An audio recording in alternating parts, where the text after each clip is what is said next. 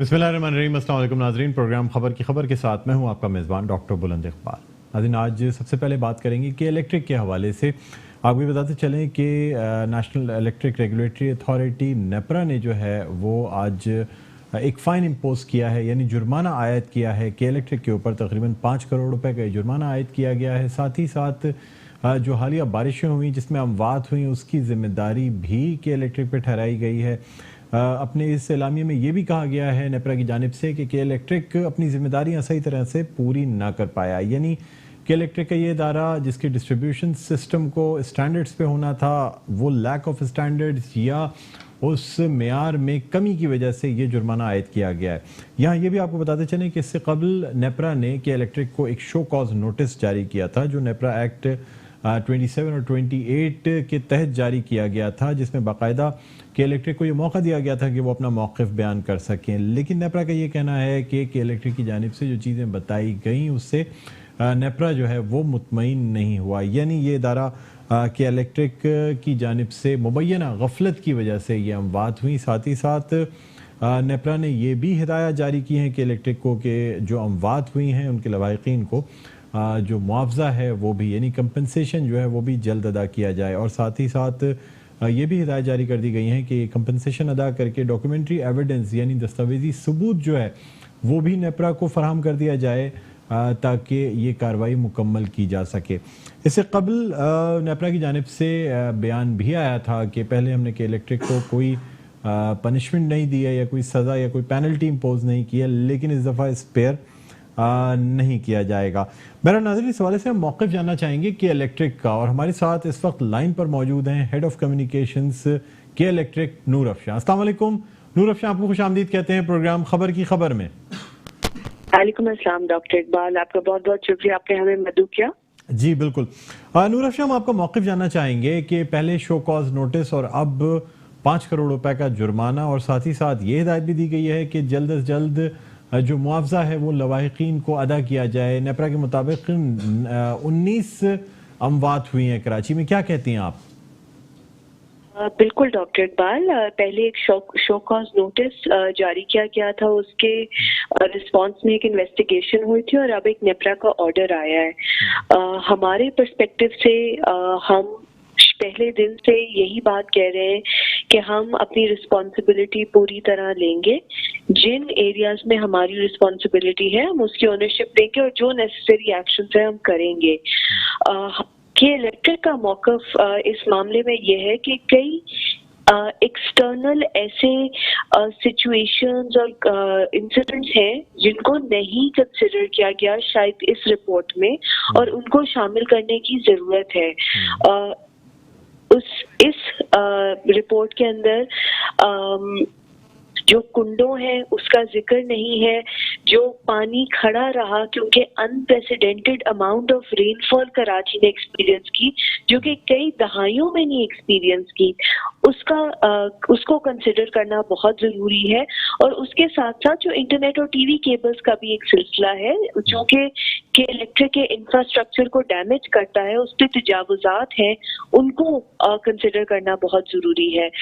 और I think at the very bottom हमें ये समझने की जरूरत है कि हम सबको साथ मिल के काम करना है ताकि हम अपने शहर को ज्यादा सेफ कर सकें। और ये सिर्फ एक इदारा आइसोलेशन में नहीं कर सकता, ये तमाम इदारों को मिलकर काम करना है ताकि हम इंश्योर करें कि इस तरह के वाक़यात हादसा दोबारा नहीं अकर हो।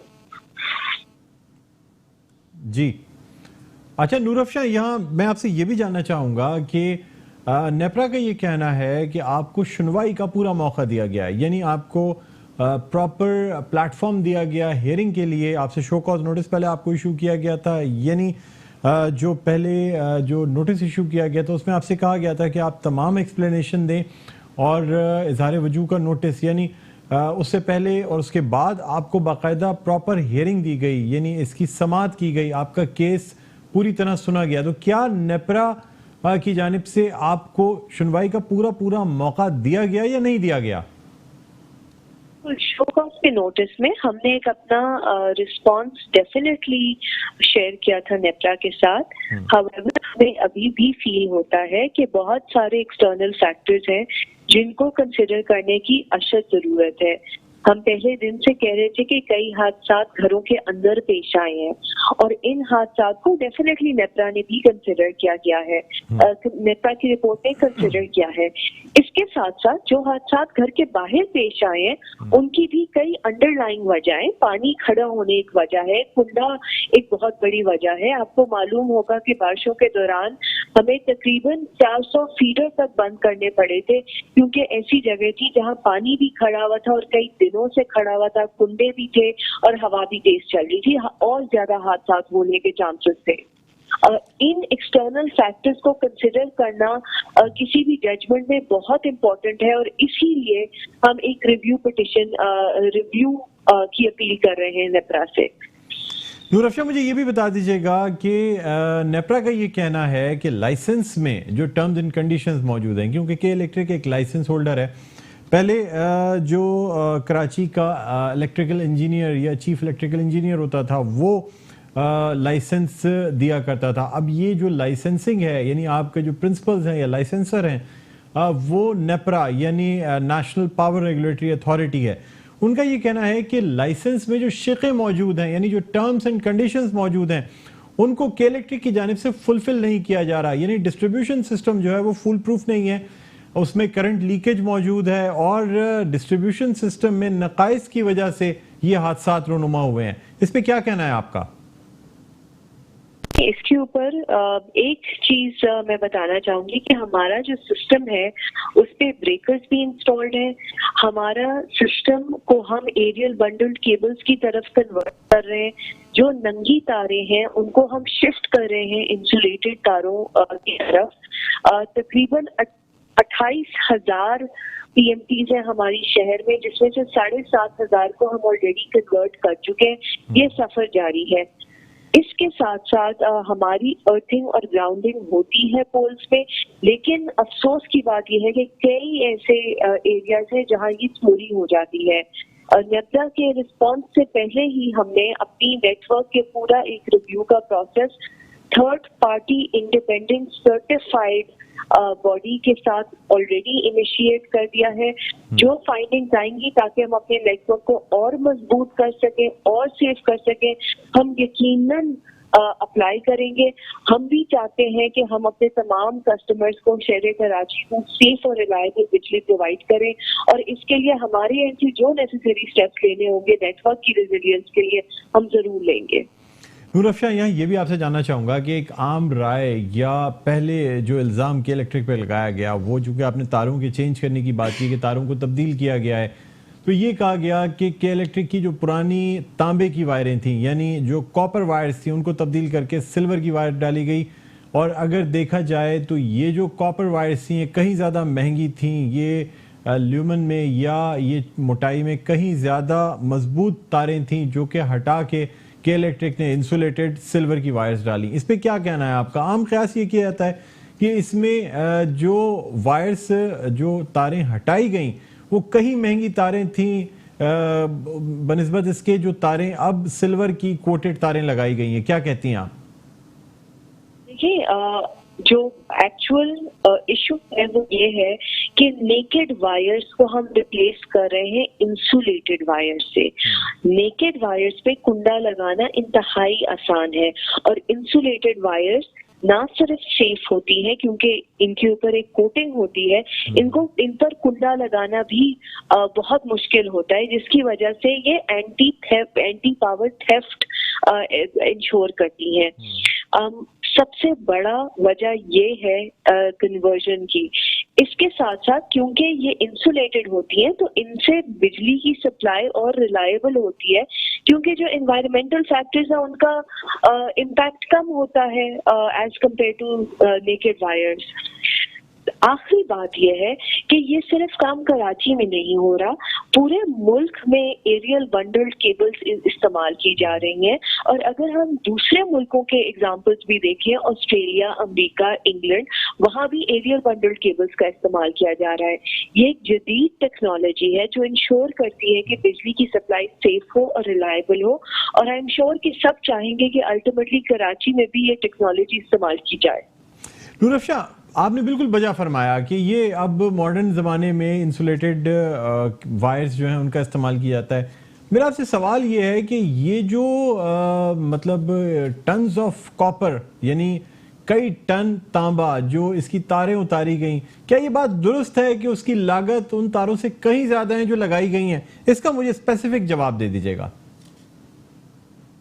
अल्टीमेटली आप जो इलेक्ट्रिक का नेटवर्क है, आप इस लिहाज से सोचे कि वो 100 साल से एक के बाद एक इंक्रीमेंटल इम्प्रूवमेंट्स इसमें आ रही हैं। एक टेक्नोलॉजिकल चेंज आ रहा है। जो वायर्स बहुत पहले से इंस्टॉल थी, क्योंकि उनका एक स्टैंडर्ड प्रोसेस ऑफ रिप्लेसमेंट आ रहा है तो उनको रिप्लेस किया जा रहा है। जो भी इसके फाइनेंशियल इम्पैक्ट्स होते हैं वो हमारी फाइनेंशियल रिपोर्ट के अंदर बहुत क्लियरली डिस्क्लोज किए जाते हैं। और रही बात कि this is a cheaper wire और this is a more expensive wire, I think that is irrelevant to discuss when we are talking about the fact कि ये वायर्स एक टेक्नोलॉजिकल एडवांसमेंट है जो इंश्योर करती है कि सेफ बिजली की सप्लाई हो। इनका जो भी कॉस्ट है, एज लॉन्ग एज ये आउटकम अचीव कर रही है, I think everyone is better off. Noor Afsha, ये भी बता दीजिएगा कि नेपरा की जानिब से ये भी हिदायत जारी की गई है कि जो अमवात इस हालिया बारिशों के दरमियान हुई हैं, यानी वैसे तो तकरीबन 30 अफराद जो हैं वो लुक़मा अजल बने इन हालिया बारिशों के दौरान। ये जो मौसम गर्मा की बारिशें थी, नेपरा की जानिब से 19 हलाकतों का जिक्र किया गया है और ये कहा गया है कि इन 19 जांबाग अफराद की लवाहिकीन में कंपनसेशन यानी मुआवजा अदा करके डॉक्यूमेंट्री एविडेंस जमा कराया जाए। तो क्या अब ये जो एक सिलसिला मौखिर हुआ था, क्या अब मुआवजा या कंपनसेशन इन 19 अफराद की लवाहिकीन में तकसीम किया जाएगा? डॉक्टर इकबाल, हम पहले दिन से यही कह रहे हैं कि हम जो नेसेसरी एक्शंस होंगे, whether in the form of compensation, whether in any other form, हम जरूर लेंगे। हमारा सिर्फ एक इसमें छोटा सा मौक़िफ़ ये है कि हम चाहते हैं कि अल्टीमेटली जो भी डिसीजन लिया जाए ना, वो सस्टेनेबल हो और वो शहर की बेहतरी में हो, ताकि इस तरह के हादसा ना हो। इसके लिए बहुत इम्पोर्टेंट है कि एक रूट कॉज एनालिसिस किया जाए। अभी नेपरा ने आइडेंटिफाई किया है कि 16 हादसा घर के अंदर पेश आए और 19 घर के बाहर पेश आए और जिम्मेदारी के इलेक्ट्रिक की ठहराई है। हमारा रिस्पॉन्स ये है कि ये जो 19 हादसा घर के बाहर पेश आए हैं, ये देखना बहुत जरूरी है, जायजा लेना बहुत जरूरी है कि इनका रूट कॉज क्या था। क्या ये कुंडों की वजह से थे, खरे पानी की वजह से थे, या किसी और वजह से थे, ताकि इनको सही तरह से एड्रेस किया जाए।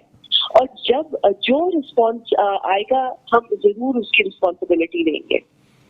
अच्छा, एक लास्ट क्वेश्चन आपसे करना चाहूँगा, शायद आपके इल्म में हो कि ये जो टीवी केबल ऑपरेटर्स हैं या इंटरनेट कंपनीज हैं, इन्हें 2 महीने का टाइम दिया गया है कमिश्नर कराची की जानिब से कि ये अपने जो एरियल वायर्स हैं इनको अंडरग्राउंड शिफ्ट कर लें। और जाहिर सी बात है, अंडरग्राउंड शिफ्टिंग के लिए रोड्स यानी जो सड़कें हैं उनकी खुदाई की ज़रूरत है।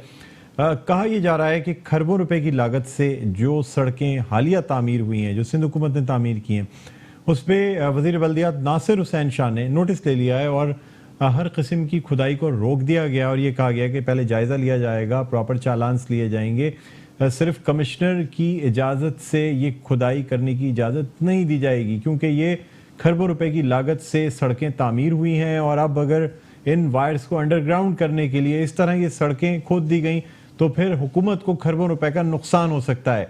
इस पर के इलेक्ट्रिक का क्या मौक़िफ़ होगा अगर वज़ीर बल्दियात नासिर हुसैन शाह की जानिब से ये नोटिस दिया जाता है और तमाम केबल ऑपरेटर्स और इंटरनेट कंपनीज को फ़िलहाल जो हवा में जो तारें मौजूद हैं आपके पोल्स पे, उनको अंडरग्राउंड करने से रोक दिया जाता है, तो फिर के इलेक्ट्रिक कैसे उनके खिलाफ कार्रवाई कर सकता है?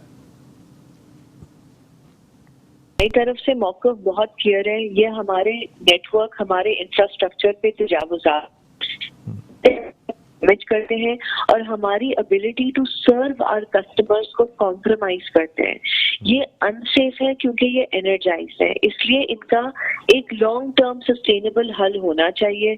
हम अपनी तरफ से तमाम stakeholders including commissioner office and others के साथ एंगेज रहे हैं ताकि इसका कोई एमिकेबल सोल्यूशन निकले। हम दोबारा एक बार तमाम रिस्पॉन्सिबल इदारों से अपील करते हैं कि वो इंश्योर करें कि जो भी सोल्यूशन हो वो सस्टेनेबल हो, लॉन्ग टर्म में तमाम शहर कराची और तमाम सार्फिन के हक में हो। लेकिन इन वायर्स का के इलेक्ट्रिक पे के नेटवर्क पे कंटिन्यू करना हमारे लिए एक्सेप्टेबल नहीं है। ठीक है, बहुत शुक्रिया। नूर अफशां, हेड ऑफ कम्युनिकेशंस के इलेक्ट्रिक, हमारे साथ मौजूद थी और इनका ये कहना था कि अब इनकी कोशिश यही है कि ये जो टीवी केबल या फिर जो यानी केबल टीवी और इंटरनेट कंपनीज का जो नेटवर्क है जो के इलेक्ट्रिक के पोल्स पे मौजूद है उनको जल्द से जल्द हटाया जाए। बहरहाल यहाँ एक छोटा सा वक्फा लेना चाहेंगे, वक्फे के बाद दोबारा आपकी खिदमत में हाजिर होते हैं। कहीं ना जाइएगा, देखते रहिए प्रोग्राम खबर की खबर।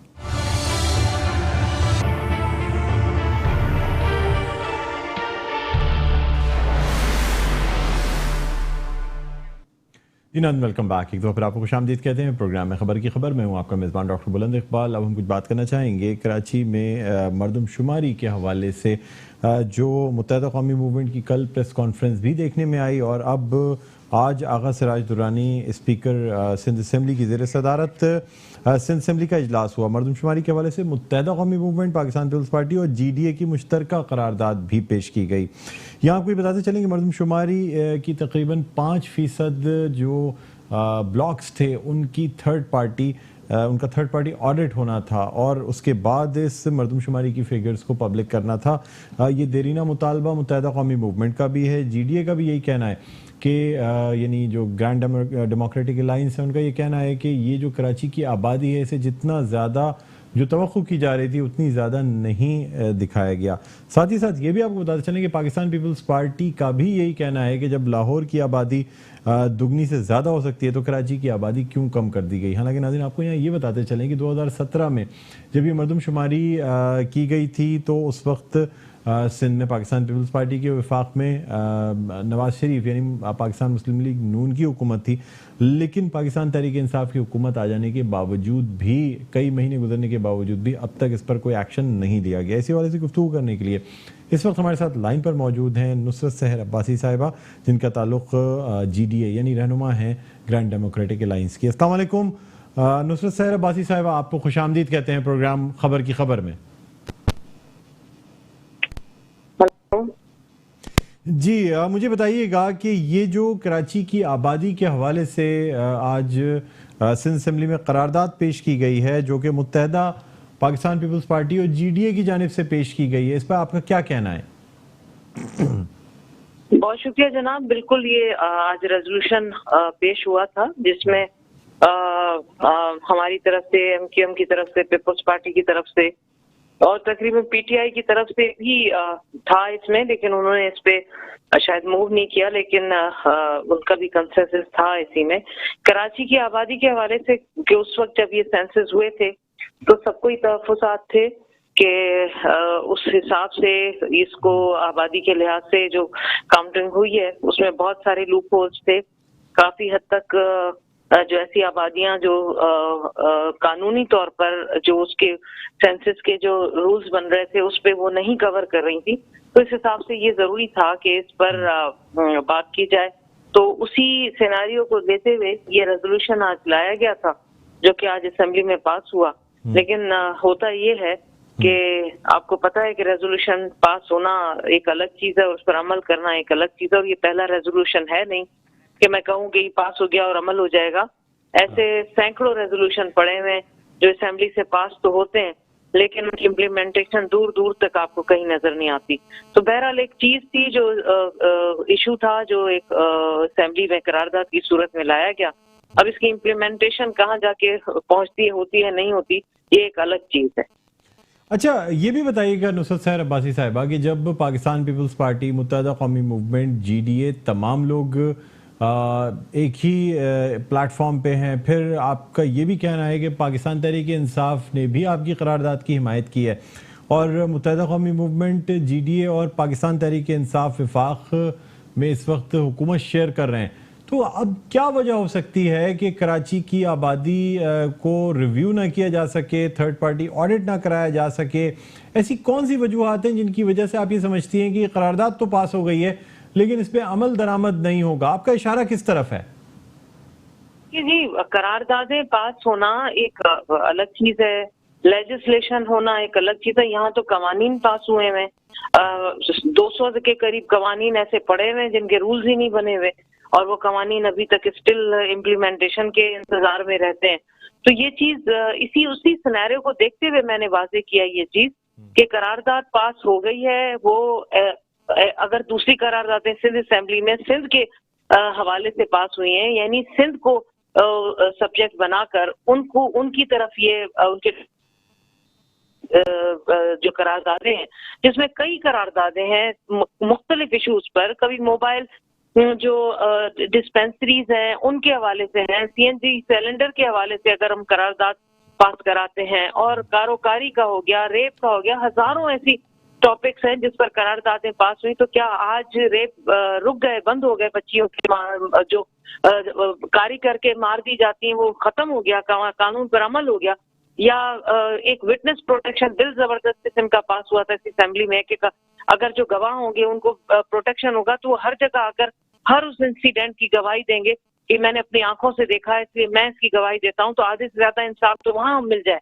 तो ये बहुत सारी चीजें ऐसी हैं कि कवानीन जो कानून बनता है असेंबली में, जिसको सब आइज और नोज को कम करके यूनानिमसली ऐसे कवानीन भी पास हुए हैं, यूनानिमसली ये करारदादें पास हुई हैं। जो आप कह रहे हैं कि सारी पार्टियां, तो यहाँ ऐसी भी करारदादें हैं जो यूनानिमसली पास हुई हैं, किसी भी पार्टी ने उसको नो नहीं किया, तो उसको पे भी तो अमल दरामद हो जाना चाहिए था।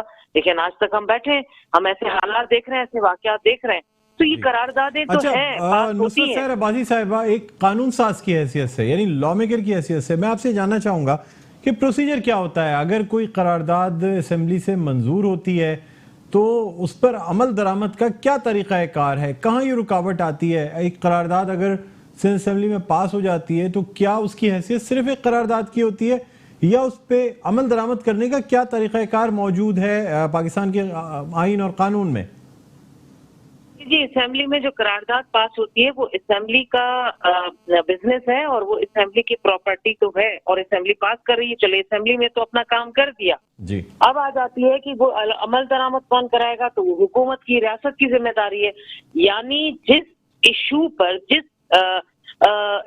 पर वो करारदाद आई और उस पर पास हुई, अब वो जो कंसर्न डिपार्टमेंट, अगर लॉ एंड ऑर्डर की कोई सिचुएशन के हवाले से करारदाद पास हुई तो सीधी सी बात है ये होम डिपार्टमेंट की तरफ जाएगी, और होम डिपार्टमेंट को इम्प्लीमेंट करना है एनी हाउ। और यहाँ तो ये भी हुआ कि बार बार हमने असेंबली में चीफ स्पीकर कहा कि इतने अहम करारदादें हैं, खुदारा इस पर इम्प्लीमेंट कब हो, तो रूलिंग आई थी कि विद इन 15 डेज में डिपार्टमेंट असेंबली में आकर ये बताएगा कि हमने इस पर अमल किया, कहाँ तक पहुंचा, किस तरीके से अमल दरामद हो रहा है। वो रूलिंग भी स्पीकर की, जो डिप्टी स्पीकर साहिबा ने दी थी किसी वक्त में, शैल साहिबा ने, उस रूलिंग का भी कोई अहमियत नहीं रही। तो ये तरीक़ेकार होता है कि करारदाद पास हो गई, असेंबली ने अपना काम किया, अब रियासत की जिम्मेदारी है कि वो उस पर अमल कराए, क्योंकि ये मजाक नहीं है। करारदाद का मतलब है, अगर पाकिस्तान बनने की करारदाद की अहमियत है कि इसी असेंबली में पाकिस्तान बनने की करारदाद पास हुई थी, तो सोचें कि करारदाद, किसी भी करारदाद की कितनी अहमियत होनी चाहिए इस असेंबली में। लेकिन अहमियत ये हुकूमत के नजर में ये है कि करारदाद पास हो जाए और सैकड़ों की तादाद में ढेर लगता चला जाए, लेकिन इम्प्लीमेंट आप देखें तो उसका फुकदान नजर आए। तो ये सारी चीजें, इसीलिए मैं कह रही हूँ कि करारदादें पास हो जाना एक अलग चीज है, उस पर अमल दरामद होना ये दूसरा सिलसिला है, जो कि जिसका बहुत बड़ा हमें फुकदान नजर आता है। नुसरत सैर अब्बासी साहब, आपने कहा ये रियासत की जिम्मेदारी है कि करारदाद पर अमल किया जाए। अब आपसे यहाँ ये जानना चाहूँगा कि 18वीं तरमीम के बाद सूबाई असेंबली से जो करारदाद पास होती है, रियासत का जो नुमाइंदा है वो है गवर्नर। अगर हम सिंध की बात करें तो गवर्नर सिंध इमरान इस्माइल जो हैं वो रियासत के नुमाइंदे हैं। इसके बरक्स अगर हुकूमत की बात की जाए तो जाहिर सी बात है हुकूमत के सरबराह जो हैं वो वज़ीर आला सिंध मुराद अली शाह हैं। या मैं आपसे क्लियर कट ये जानना चाहूँगा कि क्या अगर कोई करारदाद पास होती है तो वो दस्तखत के लिए गवर्नर के पास जाएगी और गवर्नर सिंध का ये काम है कि उस पर अमल दरामद कराया जाए। जिस तरह मुख्तलिफ बिल्स पास होते हैं, ऑर्डिनेंस पास होते हैं और फिर वो अमल दरामद के लिए या गजट का हिस्सा बनने के लिए गवर्नर के पास जाते हैं, या अगर कौमी असम्बली से पास होते हैं तो सदर पाकिस्तान के पास जाते हैं। रियासत से आपकी मुराद हुकूमत है या स्टेट है, ये मुझे बता दीजिएगा। जी बिल्कुल आपने सही कहा, रियासत से मुराद मेरी हुकूमत है। यानी यहाँ का सिर्फ कानूनी हिसाब से रोल नजर आता है, लेकिन करारदादों का उनका इसमें कोई अमल दखल नहीं है। करारदाद जब पास होती है तो उस करारदाद का जो सब्जेक्ट होता है वो किसी न किसी इशू से होता है, वो इशू किसी न किसी डिपार्टमेंट से कंसर्न होता है। तो डिपार्टमेंट का मतलब है कि अगर वो करारदाद का मतन ये है कि this assembly resolve this issue और वो भेजा जाएगा फला सिंध के महकमे को या उस महकमे से इसका ताल्लुक है, वो करारदाद में लिखा जाता है। तो फिर वो सिंध गवर्नमेंट का काम। अब जब जो दूसरी करारदाद है जो वफाक से कंसर्न है, जिसका ताल्लुक वफाक से होता है, तो उसमें ये लिखा जाता है कि सिंध गवर्नमेंट वफाक को भेजेगी और वफाक इस पर अमल दरामद कराएगा। तो अब सिंध गवर्नमेंट जब वो रेजोल्यूशन जब पास होता है जिसका ताल्लुक वफाक से होता है, तो सिंध हुकूमत की जिम्मेदारी हो गई तो उस करारदाद की कॉपी वफाक को भेजे, वहां से उसके अमल दरामद के लिए एफर्ट ले। तो जो सिंध के इशूज होते हैं जो सिंध के हवाले से पास होती है तो वो सिंध की हुकूमत को उस पर अमल दरामद कराना है, और जो वफाक के इशूज होते हैं जो वफाक से हम रिक्वेस्ट करते हैं कि इस पर हो, तो वो फिर सिंध हुकूमत वफाक की तरफ कॉपी भेजेगी और वहां से उसका अमल दरामद होगा। नुसरत सैर अब्बासी साहबा, ये भी बताइएगा जो स्टैंडिंग कमेटीज बनाई जाती हैं, कायमा कमेटीज, उनकी क्या वर्किंग होती है, वो किस लिए बनाई जाती हैं, और इन स्टैंडिंग कमेटीज का जो काम होता है वो अवाम के सामने भी कभी आता है या नहीं आता, या सिर्फ उन स्टैंडिंग कमेटी में जो चीज़ें पेश होती हैं उन्हें डिस्कस कर लिया जाता है लेकिन उसके बाद उसकी रिपोर्ट नहीं पेश की जाती? बहुत अच्छा सवाल किया आपने। स्टैंडिंग कमेटीज का अगर आप रूल्स में देखें तो स्टैंडिंग कमेटीज का पहले तो कोई रोल नहीं हुआ करता था, लेकिन जब रूल्स ऑफ प्रोसीजर में अमेंडमेंट्स हुई तो फिर स्टैंडिंग कमेटीज को काफी पावर्स मिल गई। अब डिपेंड करता है उस स्टैंडिंग कमेटी के चेयरमैन पर, उसके मेंबर्स पर, कि वो उस पावर्स को कैसे इस्तेमाल करते हैं। क्या अवाम के मसाइल को लाने के लिए, उसमें डिस्कस करने के लिए, क्या वो तवातर से उन कमेटीज की मीटिंग कॉल करते हैं? तो यकीन माने बहुत बुरा तजुर्बा रहा। मैं स्टैंडिंग कमेटी ज़कात, उशर और रिलीजियस अफेयर की चेयरपर्सन थी।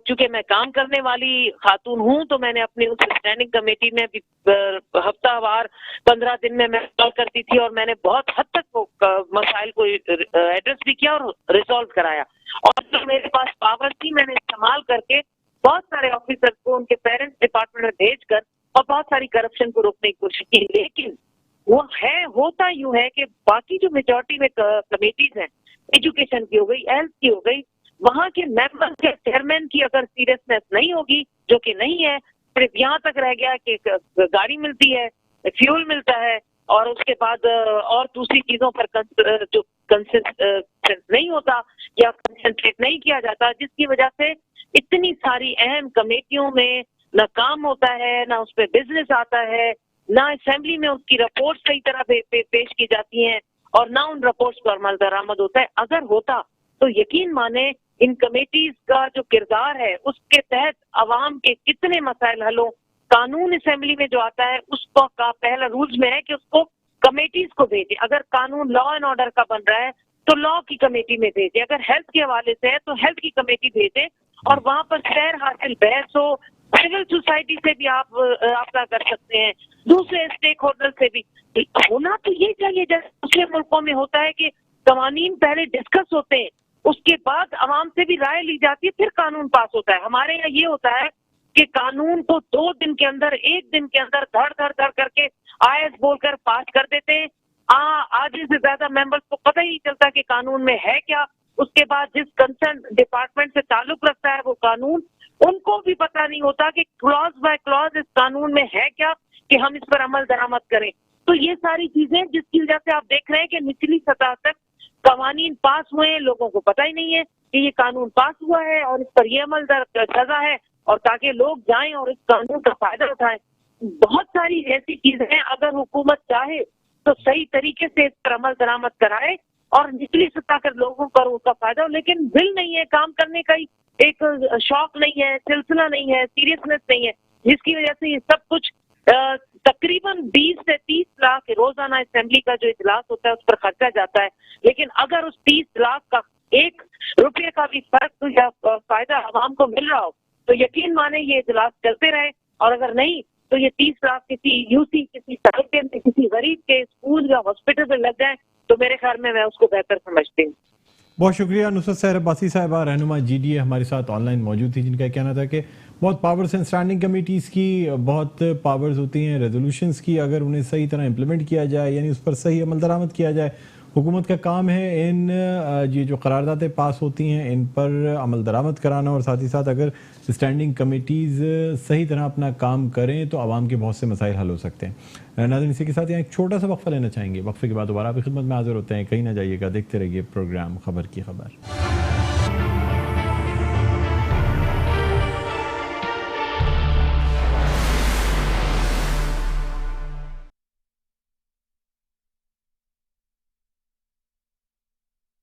Welcome back. एक दफ़ा फिर आपको खुशामदीद कहते हैं। प्रोग्राम है खबर की खबर। मैं हूं आपका मेज़बान डॉक्टर बुलंद इकबाल। अब हम कुछ बात करना चाहेंगे पाकिस्तान में इंटरनेशनल टेस्ट क्रिकेट की वापसी के हवाले से। तकरीबन 10 साल बाद टेस्ट क्रिकेट पाकिस्तान में इंटरनेशनल टेस्ट क्रिकेट की वापसी हुई है। यहाँ आपको बताते चलें कि आवाम का जो बेसब्री से इंतज़ार था वो अब ख़त्म होने वाला है। कल पहला टेस्ट जो कि श्रीलंका के ख़िलाफ़ खेला जाएगा उसका कल आगाज़ है। कप्तान अज़हर अली जो हैं वो पुरअज़्म नज़र आते हैं और ये कहा गया है कि बड़े स्कोर करने की कोशिश की जाएगी। साथ ही साथ हमारी कोशिश होगी कि खामियों को दूर करें। कप्तान का परफॉर्म करना बहुत ज़रूरी है।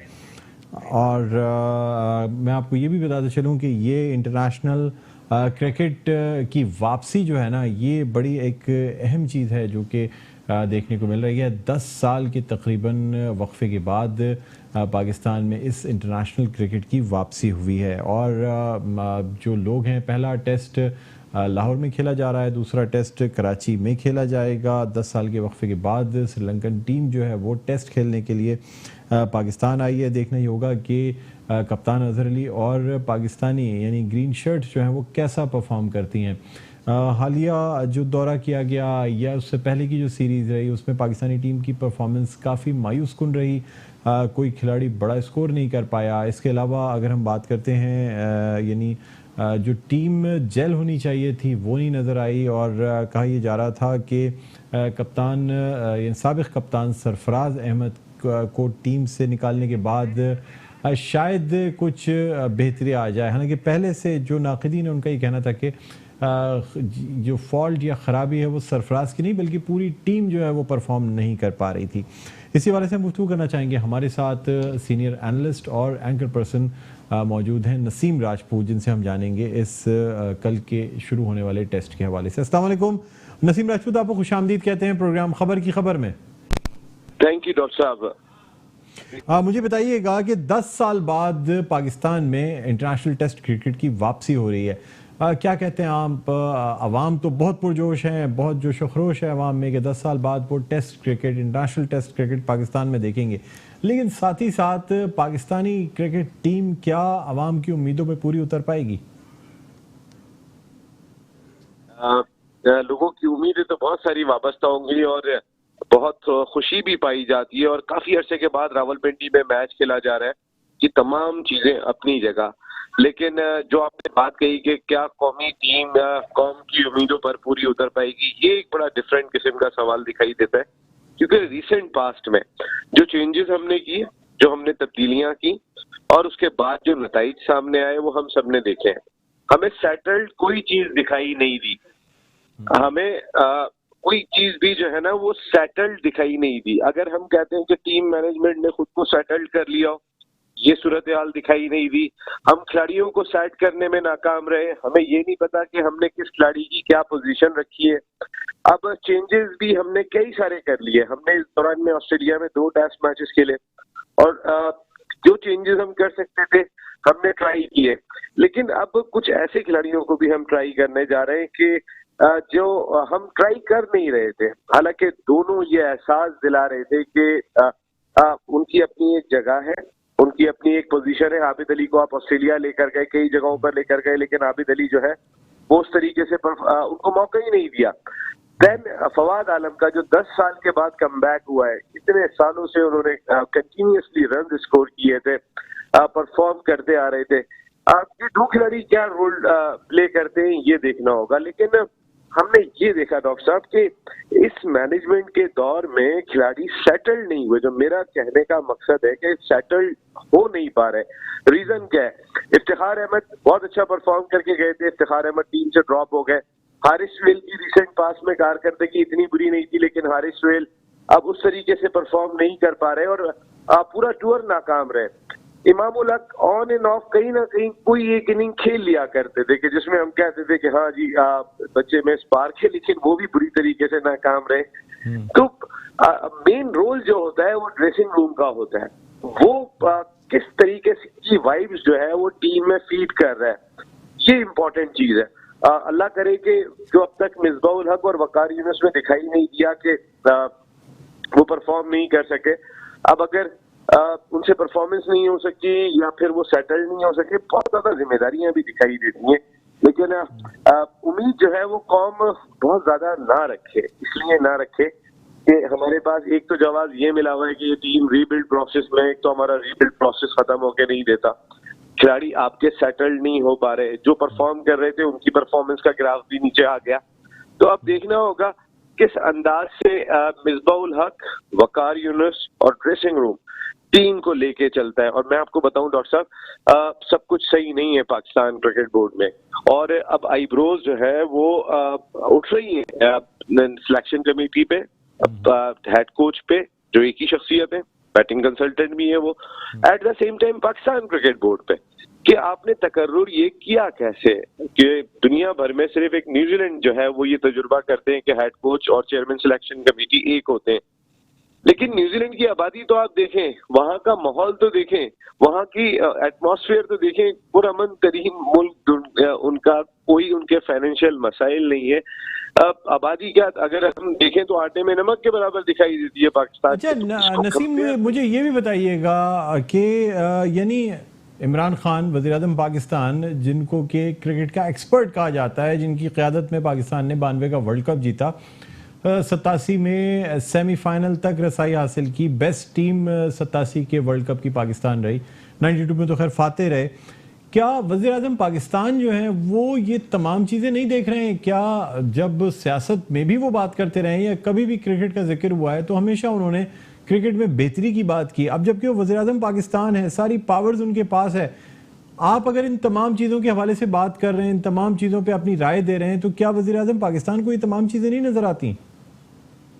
मेरे ख्याल में नजर आ रही हैं। इसके बावजूद कि उनकी बहुत ज्यादा मसरूफियत है उनके, और बहुत सारे अमूर ऐसे हैं कि जिनको हल तलब होना ज्यादा जरूरी दिखाई देता है इस कौम के लिए, लेकिन क्रिकेट पे नजर है। डॉक्टर साहब, नईम उल हक साहब का जो ट्वीट था, आप सिर्फ उसके असरात देखें, उसके बाद कई और हुकूमती अरकान ने बोला, ठीक है इमरान खान साहब को डायरेक्टली नहीं बोले, लेकिन अगर नईम उल हक बोल रहे होते हैं तो काफी हद तक लोग ये तासुर लेते हैं कि ये इमरान खान ही बोल रहे हैं। उनके एक एहसास में आता है, इतने करीबी उनके साथी हैं। फिर उनके फौरन बाद एक दो और ऑफिशियल्स ने भी ये बात की थी, कुछ सेनेटर ने, फैसल जावेद साहब ने भी इस सिलसिले में बात की, और भी कुछ लोगों ने बात की। तो ऐसा नहीं है कि नजर नहीं है, हो सकता है उन्होंने अभी डायरेक्टली नहीं कहा हो। इतना साफ साफ नईम उल हक साहब कहें कि चीफ सिलेक्टर और हेड कोच को हटाओ, और क्योंकि इनसे मुस्तकबिल में भी अच्छी उम्मीद दिखाई नहीं दे रही। ये जो मुस्तकबिल की बात कही थी ना, वो एक बहुत बड़ा एहसास दिलाया था। मैंने मिसबाह उल हक को प्रेस कॉन्फ्रेंस करते हुए नेशनल स्टेडियम कराची में भी देखा था,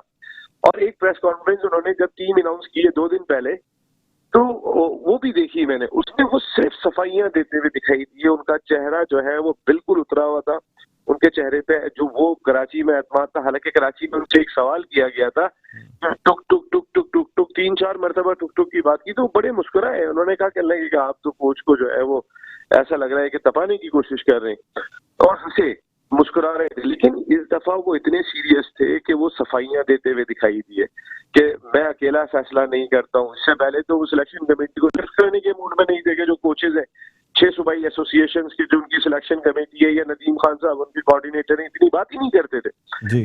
अब वो सबका हवाला दे रहे हैं। देखें 6 कोचेज हैं जो सारे मुल्क के अंदर कारकर्दगी का जायजा लेते हैं, एक कोऑर्डिनेटर है, और मैं अकेला नहीं करता हूँ। फिर उसके बाद स्टेटमेंट एहसान वानी साहब ने भी जब कल लाहौर में मीडिया से गुफ्तगू की थी तो उन्होंने भी ये बात कही थी, लेकिन उन्होंने बड़े डिफरेंट अंदाज में कही। एहसान वानी के अल्फाज ये थे कि मिसबा का चेक एंड बैलेंस होता है। उन्होंने ये नहीं कहा था कि हमें बता के करते हैं या सपोर्ट करते हैं या पूछते हैं, उन्होंने कहा उनका चेक एंड बैलेंस होता है।